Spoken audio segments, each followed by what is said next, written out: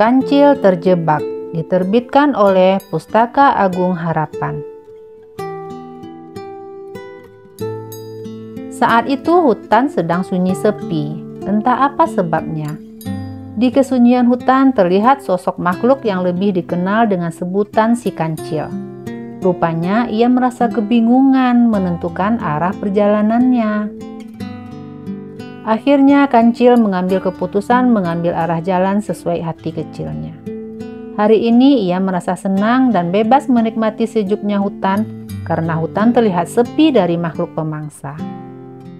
Rupanya Kancil salah duga. Kesunyian hutan bukan berarti tanpa penghuni. Ia begitu kaget ketika suara mendesis dari atas pohon menghampirinya. Dari atas pohon meluncur seekor ular yang cukup besar, berusaha memangsa dirinya. Kancil menghindar dengan cepat. Ia segera menyelamatkan diri, berlari dari terkaman ular. Rupanya sang ular tak mau kehilangan buruannya. Ia segera turun mengejar Kancil yang berlari ketakutan. Melihat sang ular mengejar, si Kancil semakin mempercepat larinya agar ia segera jauh dari ular tersebut. Kancil berlari tanpa melihat lagi ke arah mana ia berlari. Sang ular rupanya tak mau kalah dengan gerakan Kancil. Ia merayap dengan kecepatan yang tidak biasanya. Tubuhnya yang panjang itu meluncur mengikuti arah langkah si Kancil pergi. Pada saat yang bersamaan, tampak si Raja Rimba melintas dari tepi hutan menuju arah Kancil yang sedang berlari. Sang harimau, sebutan bagi si Raja Rimba, segera mengaum mendengar suara ribut yang menuju ke arahnya. Sang harimau segera bersiap diri, barangkali keributan yang terjadi dari arah depan dapat membahayakan dirinya.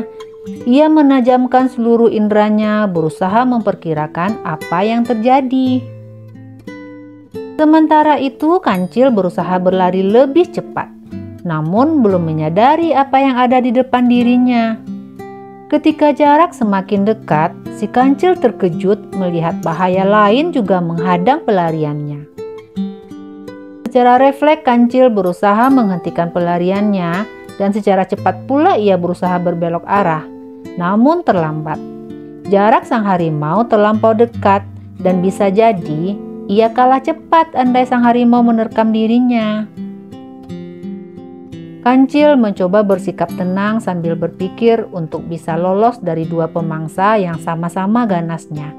Ia merasa amat sulit sekali bisa lepas dari keduanya, walaupun harus berlari dengan kencang. Kancil menemukan cara yang menurutnya langkah yang bersifat untung-untungan. Tetapi hal itu masih lebih baik daripada menyerah begitu saja untuk dilahap mereka. Kancil segera melompat masuk ke arah salah satu semak belukar yang ada di kedua sisinya. Krosak! Tubuhnya terasa pedih ketika batang semak mengenai bagian tubuhnya.